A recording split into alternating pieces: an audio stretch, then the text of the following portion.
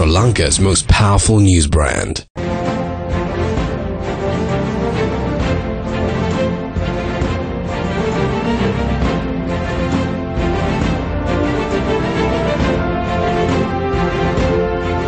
Hello there, you're watching Vantage Point and you're joining us on another edition of it, a brand new edition of it. And today to talk about many issues that's prevalent in the country, we've got our analyst, Dr. Dayan Jayathilaka here with us, a political commentator. Thank you very much for joining us. Thank you, Stephanie. Well, startling revelations were made during the revealing of the Bond Commission report by the President himself. Through a televised address, he made clear of all the inquiries and the investigations and the findings of the bond transaction which happened in 2015. Well, 11 billion, more than 11 billion rupees has been swindled out of our central bank and out of people's pockets, including the EPF money, which people have been saving up for years. And the Mahapala Scholarship. And the Mahapala Scholarship as well. But how will this inquiry lead to a prosecution? That's the question that's all of us are wondering about right now. That's the question that's lingering in all of our minds. How could this inquiry turn into a prosecution and into a legal action? Steps have been taken already by the CBSL itself to stop perpetual treasuries from going into any primary dealings. They've made an extension. They've suspended them. But what should the next move be in order to make this a credible, a more tangible inquiry and investigation? A more tangible action should be taken. What sort of action do you think should be taken in the future? Well, Stephanie, if your station were to go into its files, it would reveal that in cases that were far less damaging than this in other parts of the world, what happens is that the Prime Minister resigns or his resignation is called for.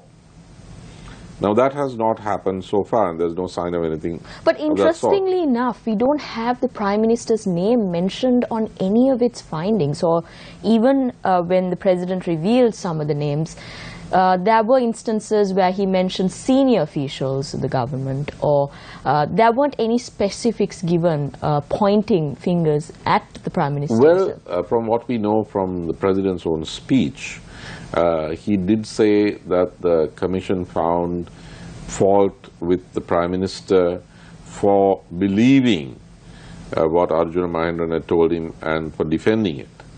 So the Prime Minister was named in the President's speech. In fact, the Sunday Times says that the Prime Minister and his party were quite annoyed that the report had not been shown to him beforehand, and that in fact the President had made this speech.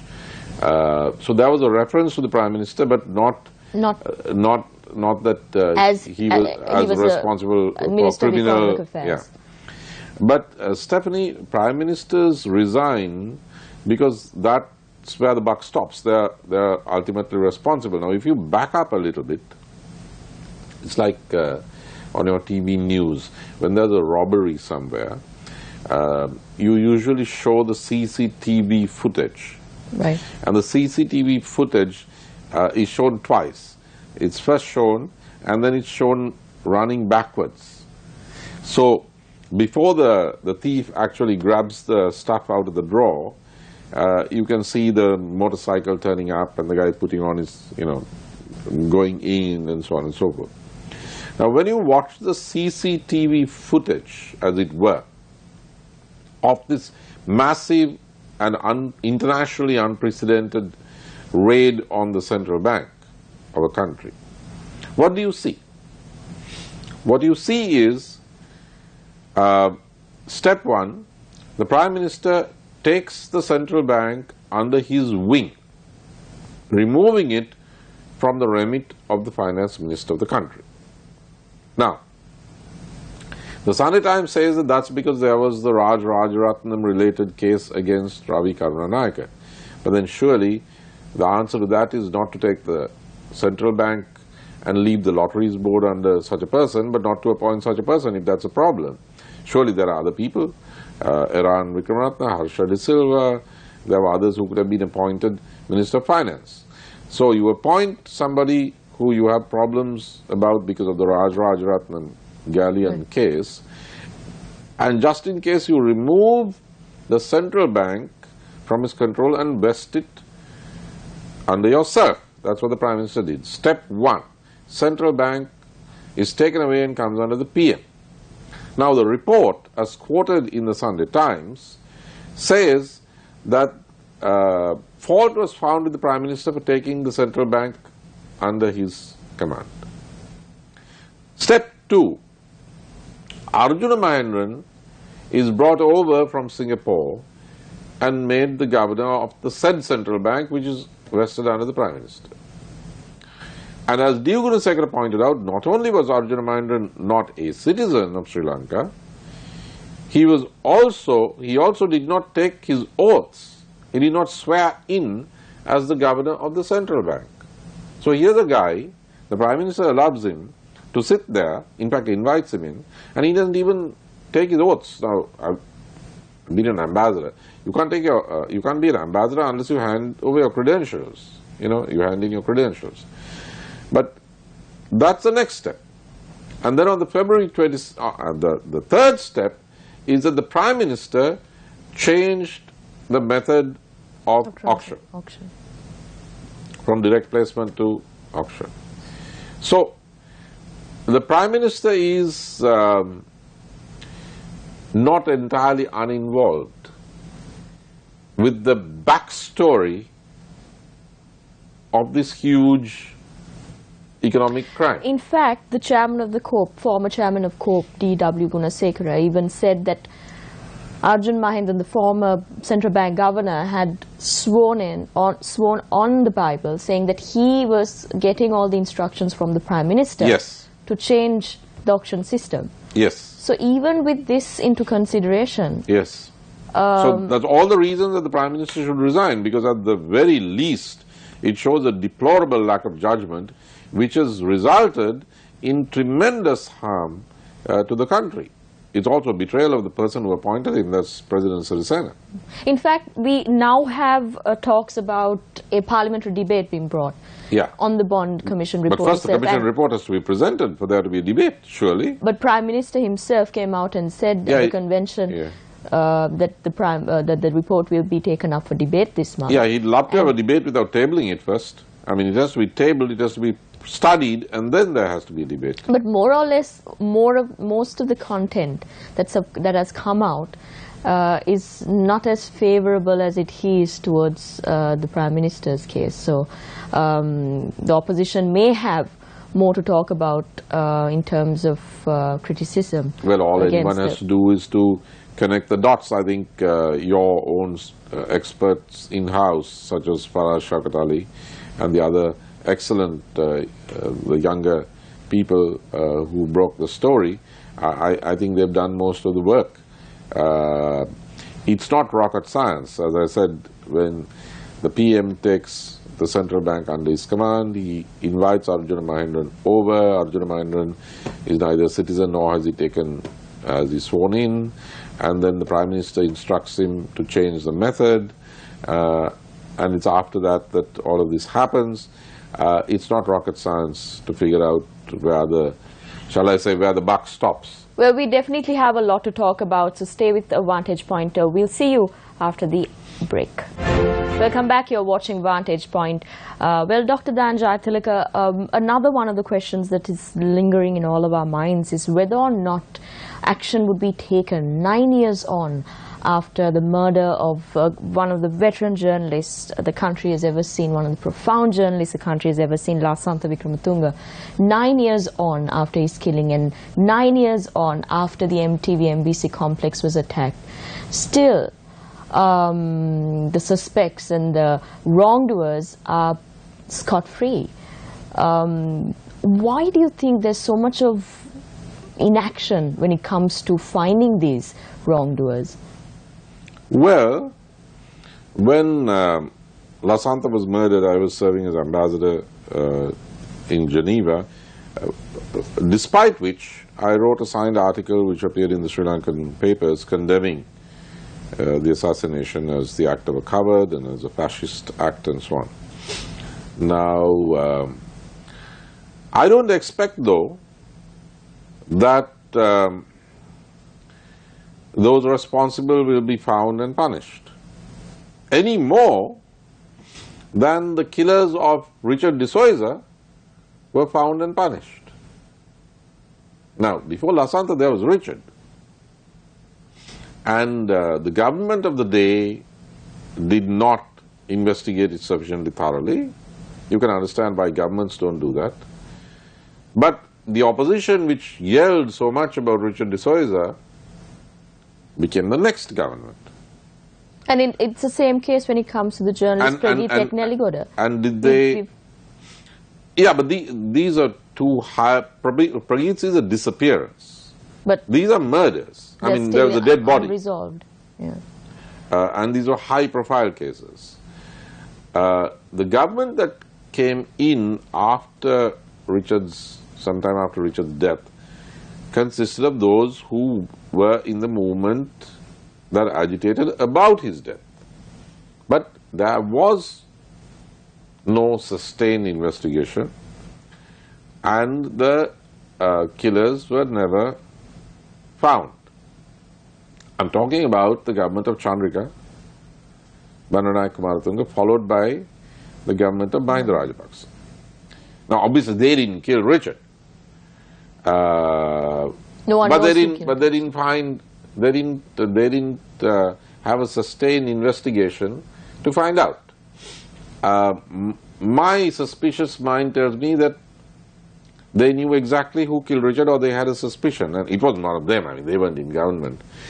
But it did not suit their interests, their political and electoral interests, to go for the people who were behind that killing. Now, let me give you a little clue.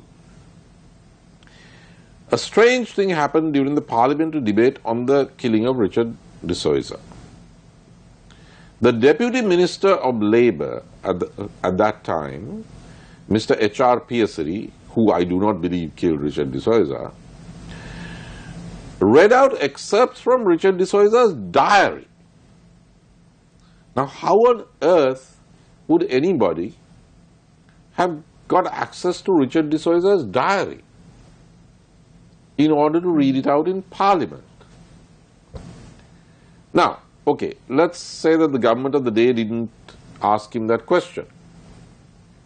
Why didn't the successor government investigate Richard de Souza's killing, ask Mr. Piasari who gave him that diary to read out in Parliament? It didn't happen. Let me give you another example. Vijay Kumaratunga was murdered, and those responsible for the murder of Vijay were never identified by the successor government. In fact, there was some crazy commission which concluded, I don't know, that Premadasa killed him or some strange thing. Nobody even takes it seriously. There were so many killings which were never really investigated. All the commissions were used was to pin the rap on some political opponent or the other.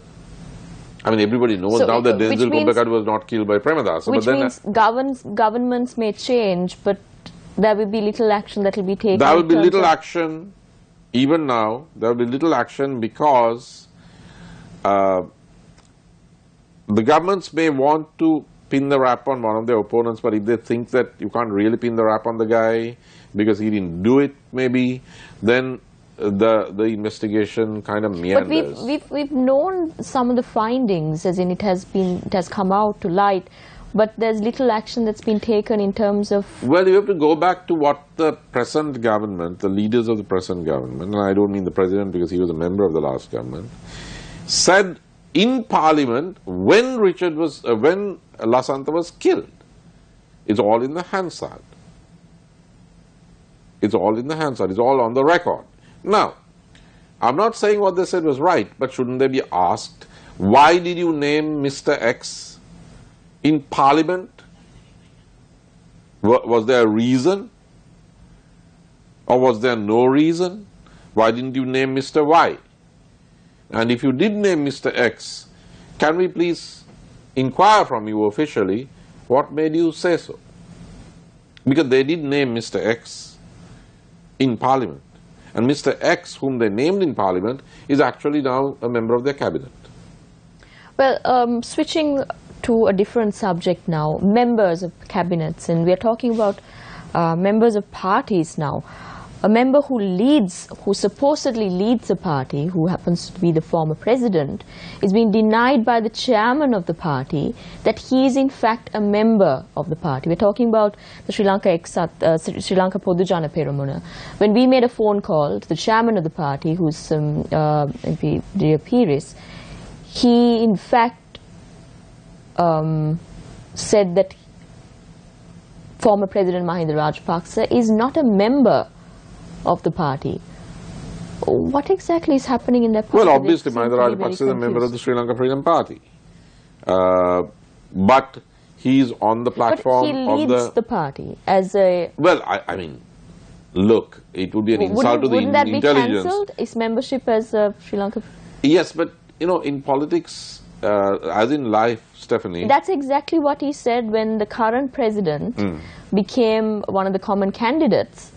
The Sri Lanka Freedom Party and the UPF at that time wanted to suspend his membership. Yeah, but he never left the membership of the SLFP. He didn't. Yeah. But that's what the party leader wanted. Exactly. So how come it Well, the point is that if they suspend Mahinda Rajapaksa's membership, Mahinda Rajapaksa will go to court.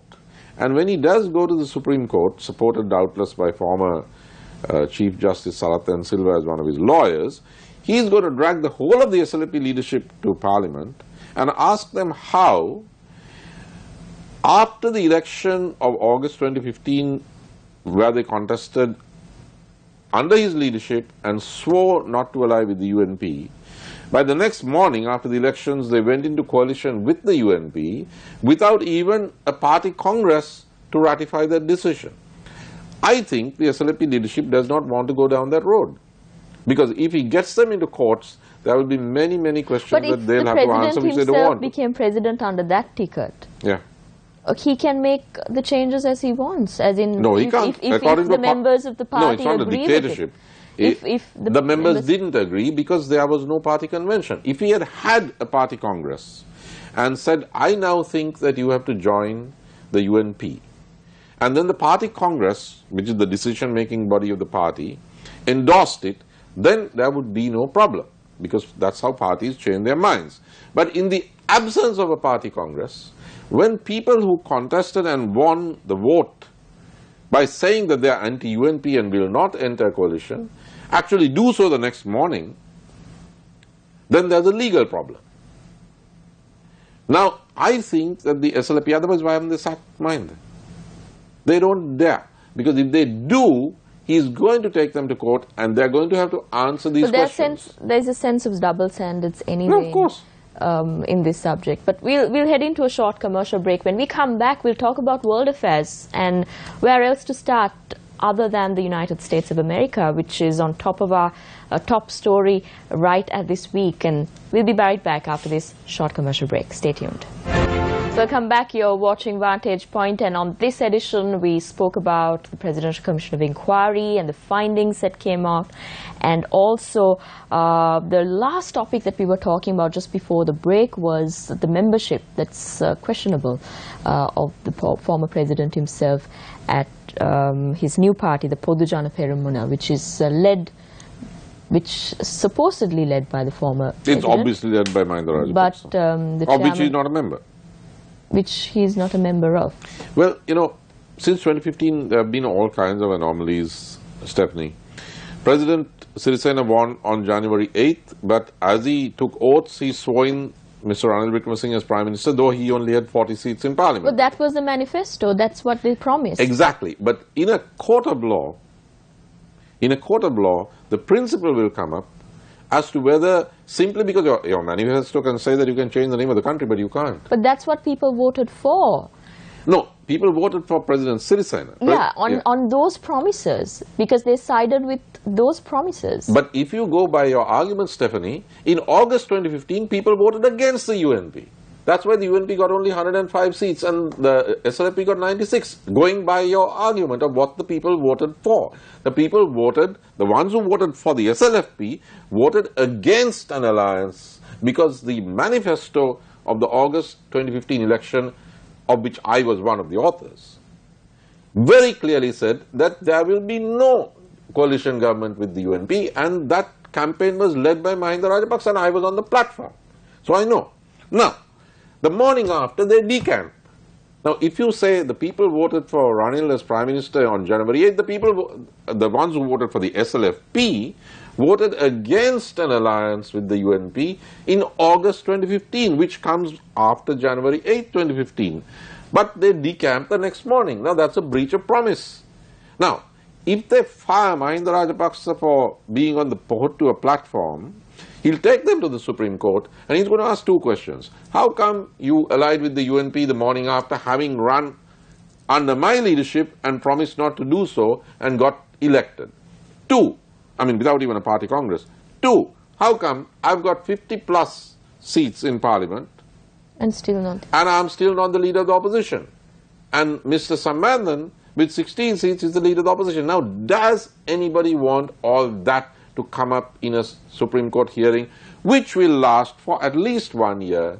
Mahinda will turn it into a platform and it will go right up to the next national election. Even though an inquiry would take place... the ruling may be against the government. Yes, even though he would take to courts about it. Yeah. You will know that the findings will not come out until about a year, which is only going to be after the local government election. Yeah, so why would the SLFP be afraid of? Because he doesn't know how many votes he's going to get at this election. That's point one. Right? I mean, if you take a popular leader, if he does well, and you filed a case against him, you're going to look stupid. Two, 1 year from now, if the case ends 1 year from now, you're talking about the last year of the government heading into national elections. And if you provided Mahinda with a platform to trash you in the Supreme Court for 1 whole year, and the next thing is that you're heading for parliamentary elections in 2020, he's already done half his campaign and he's crippled the SLFP. Now, does Mahinda really care if he loses his parliamentary seat? I don't think so. He hardly goes to parliament. You know, you hardly see the guy in parliament. So why did he even want to be a parliamentary member, if so? Well, he wants to be an MP because he was elected. He was elected from Kurunagala. He wants to be in the game. He wants to be in the game. If he didn't want to be a part of it, why wouldn't he? He wants to be a part of it. He just doesn't want. He's just not bothered to come to parliament. He does what he does from outside. So removing him from parliament is going to mean nothing because he hardly speaks in parliament. It means nothing to him. His politics is outside parliament. The second thing is Chandrika. How did Chandrika become the president of the country? Was she a member of parliament? No. She was completely outside parliament and she was elected in 94 as president. You don't have to be in parliament if you have established a reputation, and Mahinda's reputation is much bigger than Chandrika's because he has been a two-term president. Removing him from parliament 2 years from parliamentary elections means nothing to a man who doesn't come to parliament anyway, and who's been conducting politics from the day he lost in January 2015 outside parliament. Well, just before 3 minutes before wrapping the show up, we'll talk about a not so famous leader, an infamous leader right at the moment, who's mentioned on one of the famous authors, Michael Wolff's recent book, as someone who's having a mental ailment. He's not mentally fit to be president, which he's been taking a lot of fire through this book. And we also see Rex Tillerson, the Secretary of State, trying to stop Trump from pressing the button, as he may call it. Why is there so much of attack on the president who has come into power in the White House, and the economy is doing so great? It's all greens at the Wall Street, as we know. Bitcoin is going to see the most topped up numbers for this year. It's going to hit the 12,000 mark. With all of this into consideration, the economy is doing great, but when it comes to politics and the dilemma in the Congress, it's a bit two polar ends right from the start. Politics, Stephanie, governments which do badly economically, don't do well politically. But governments which do well economically can do badly politically. Because politics, it cannot be reduced to economics. Look at Alabama. But it wasn't the case. But it wasn't the Democrats would win Alabama? During the Bond Commission inquiry and during the bond transaction, when the government was losing a lot of political support, we saw a lot of private companies and foreign investors pulling out of our central bank. So it wasn't the case when it comes to Sri Lanka. No, in Sri Lanka, that's because the economics was bad. I mean, first they got stroppy with the Chinese, the new government. Mangala Samaraweera's foreign minister at a press conference in China said some nasty things about the Chinese, and the Chinese took the government by the scruff of its neck and rubbed its nose in the dust until they had to give Hambantota plus 15,000 acres, plus and the debt, and Port City. And it's because of our debt. There's no other way we can pay off our debt. No, the debt increased because we stopped Port City. The debt jumped because we owed them for every day we didn't work, because we had signed up. The debt Which jumped. was done by the former president himself. No. The former president kept it. The work was going on. But he started the Port City. Stephanie, look, we stopped it. And because we stopped it, if you stop work and you sign an agreement, you owe. We had to pay back for everything that the Chinese lost. But you and I know the lease didn't start here at this government. Stephanie, look here. It's not to do with the lease. It's to do with how much you pay for the lease. For instance, if I sign up with you, right, and I suddenly stop it, when I come back to the table, I owe you for the time I wasted. One of Sri Lanka's greatest assets, Look which at is the numbers, harbour Stephanie. and the port, that's not the point. The point is we stopped the Chinese. Company by the but former we gave it back to the Chinese. I mean, we stopped it. Why did we stop it? We continued the Why did we stop it? Why did we stop the work? Your TV station told we stopped. They insulted the Chinese. We stopped the work on Port City. We said things about Hambantota. Then we went crawling back, and we had to sign up to terms far worse than Mahinda Rajapaksa ever did. We've definitely run out of time. Interesting discussion right here, but you can definitely stay tuned. The week after, we are definitely going to continue this conversation, and you can also join in on the conversation by mailing us to newsfirst@maharaja.lk. You have yourself a great week ahead. Good night.